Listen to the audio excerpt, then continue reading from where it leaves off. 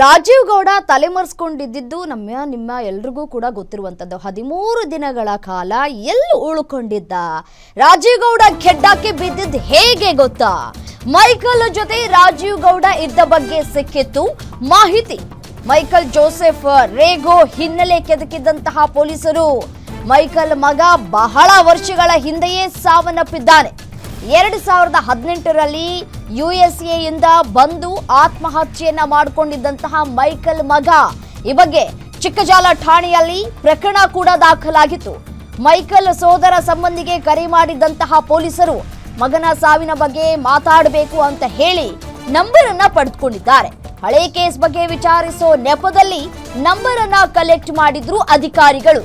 ಬಳಿಕ number trace ಮಾಡಿ ಕೇರಳದಲ್ಲಿ ಕಾರ್ಯಾಚರಣೆಯನ್ನು ನಡೆಸಲಾಗಿದೆ. ಮೈಕಲ್ ಜೊತೆಯಲ್ಲೇ ಇದ್ದ ರಾಜೀವ್ ಗೌಡ ಲಾಕ್ ಆಗಿದ್ದಾನೆ ಪೊಲೀಸರ ಕೈಗೆ. ನೋಡಿ ಯಾವ ರೀತಿಯಾಗಿ ಪೊಲೀಸರ ಬ್ರೈನ್ ವರ್ಕ್ ಮಾಡುತ್ತೆ, ಯಾವ ರೀತಿಯಾಗಿ ಕಾರ್ಯಾಚರಣೆ ನಡೆಯುತ್ತೆ. ಈ ಮೈಕಲ್ ಹಿನ್ನೆಲೆ ಏನು, ಆತ ಎಲ್ಲಿದ್ದಾನೆ, ಯಾರ ಸಂಪರ್ಕಕ್ಕೂ ಸಿಗೋದಿಲ್ಲ. ಸೊ ಆತನ ನಂಬರ್ ಕೂಡ ಬೇಕಾಗಿತ್ತು. ಸೊ ಹಾಗಾಗಿ ಅವರ ಕುಟುಂಬಸ್ಥರಿಗೆ ಕರೆ ಮಾಡಿ ಮೈಕಲ್ ನಂಬರ್ ಅನ್ನ ಕಲೆಕ್ಟ್ ಮಾಡಿಕೊಂಡು ಆ ನಂತರ ತನಿಖೆಯನ್ನ ನಡೆಸಿದ್ದಾರೆ.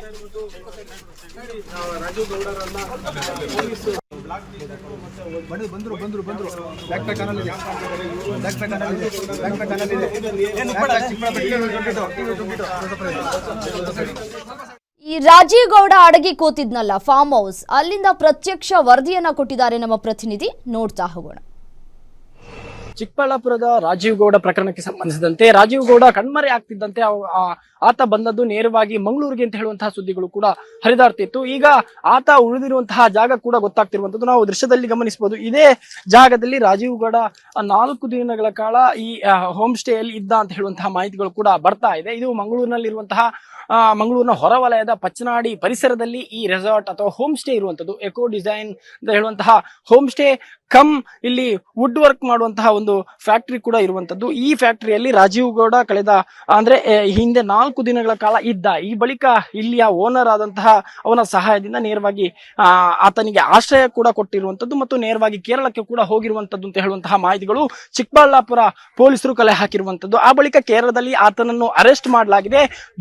ಆತನ ಜೊತೆಗೆ ಈ ರೆಸಾರ್ಟ್ ನ ಮಾಲೀಕನನ್ನು ಕೂಡ ಅರೆಸ್ಟ್ ಮಾಡಿರುವಂತದ್ದು ನಾವು ದೃಶ್ಯದಲ್ಲಿ ಗಮನಿಸಬಹುದು. ಇದೇ ರೆಸಾರ್ಟ್ ನಲ್ಲಿ ರಾಜೀವ್ ಗೌಡ ಸ್ಟೇ ಆಗಿದ್ದ ಕಳೆದ 4 ದಿನಗಳ ವರೆಗೂ ಕೂಡ ಇದ್ ರೆಸಾರ್ಟ್ ಅಲ್ಲಿ ಅಡಗಿದ್ದ. ಅಂದ್ರೆ ಯಾವಾಗ ಆತನ ಚಿಕ್ಕಬಳ್ಳಾಪುರ ಪೊಲೀಸರು ಆತನ ಬೆನ್ನತ್ತಿದ್ರು ಅಥವಾ ಆತನ ಶೋಧ ಕಾರ್ಯವನ್ನು ಮಾಡ್ಲಿಕ್ಕೆ ಮುಂದಾದ್ರು, ಆತ ನೇರವಾಗಿ ಮಂಗಳೂರಿಗೆ ಬಂದು ಕಾರಿನ ಮೂಲಕ ಮಂಗಳೂರಿಗೆ ಬಂದು ಅಲ್ಲಿಂದ ಈ ರೆಸಾರ್ಟ್ ನಲ್ಲಿ ಅಡಗಿ ಕೂತಿದ್ದ ಅಂತ ಹೇಳುವಂತಹ ಮಾಹಿತಿಗಳು ಕೂಡ ಬರ್ತಾ ಇರುವಂತದ್ದು.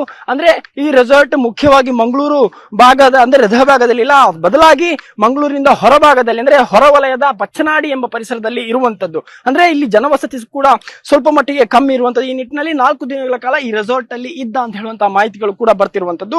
ಬಳಿಕ ಇಲ್ಲಿಂದ ನೇರವಾಗಿ ಆತ ಹೋಗಿರುವಂತದ್ದು ಕೇರಳದಲ್ಲಿ ಚಿಕ್ಕಬಳ್ಳಾಪುರ ಪೊಲೀಸರು ನೇರವಾಗಿ ಆತನ ಜಾಳು ಹಿಡಿದಂತಹ ಪೊಲೀಸ್ ಇಡೀ ಟೀಮ್ ಏನಿದೆ, ಚಿಕ್ಕಬಳ್ಳಾಪುರ ಪೊಲೀಸ್ ಟೀಮ್ ಏನಿದೆ, ಆತನನ್ನು ಕೇರಳದಲ್ಲಿ ಬಂಧಿಸಿರುವಂತದ್ದು. ಜೊತೆಗೆ ಈ ಒಂದು ರೆಸಾರ್ಟ್ ನ ಮಾಲೀಕರನ್ನು ಕೂಡ ಚಿಕ್ಕಬಳ್ಳಾಪುರ ಪೊಲೀಸರು ಬಂಧಿಸಿರುವಂತದ್ದು. ಈಗಾಗಲೇ ಅವರ ವಿಚಾರಣೆ ಆಗ್ತಾ ಇದೆ. ಅಂದ್ರೆ 13-14 ದಿನಗಳಿಂದ ಕಣ್ಮರೆಯಾಗಿದ್ದಂತಹ ರಾಜೀವ್ ಗೌಡ 13-14 ದಿನಗಳಲ್ಲಿ 4 ದಿನ ಉಳಿದಂತದ್ದು ಇದೇ ರೆಸಾರ್ಟ್ ನಲ್ಲಿ. ಆ ಬಳಿಕ ನೇರವಾಗಿ ಹೋಗಿರುವಂತದ್ದು ಕೇರಳಕ್ಕೆ ಹೋಗಿ ಈಗ ಆತ ಬಂಧನಕ್ಕೂ ಕೂಡ ಒಳಗಾಗಿರ್ತಾನೆ. ಜೊತೆಗೆ ಚಿಕ್ಕಬಳ್ಳಾಪುರ ಪೊಲೀಸರು ಆತನನ್ನು ವಿಚಾರಣೆಗೂ ಕೂಡ ಮುಂದಾಗಿರುವಂತದ್ದು. ಅಂದ್ರೆ ಮುಖ್ಯವಾಗಿ ಆತನಿಗೆ ಮಂಗಳೂರಿನ ಲಿಂಕ್ ಹೇಗ್ ಸಿಕ್ತು ಅಂತ ಹೇಳುವಂತದ್ದು ಗಮನಿಸಬೇಕಾಗುತ್ತೆ. ಅಂದ್ರೆ ಈ ರೆಸಾರ್ಟ್ ನ ಮಾಲೀಕ ಆತನಿಗೆ ಆಶ್ರಯವನ್ನು ಕೊಟ್ಟಂತಹ ಹಿನ್ನೆಲೆಯಲ್ಲಿ ಆತನನ್ನು ಕೂಡ ಬಂಧಿಸಿ ಈಗ ವಿಚಾರಣೆಯನ್ನು ಕೂಡ ಮಾಡ್ತಾ ಇರುವಂತದ್ದು. ಕ್ಯಾಮರಾ ಪರ್ಸನ್ ರಮಾನಂದ್ ಬೆಳಾಲ್ ಜೊತೆ ಆದಿತ್ಯ ದುಂಡೋಲೆ, ಗ್ಯಾರಂಟಿ ನ್ಯೂಸ್, ಮಂಗಳೂರು.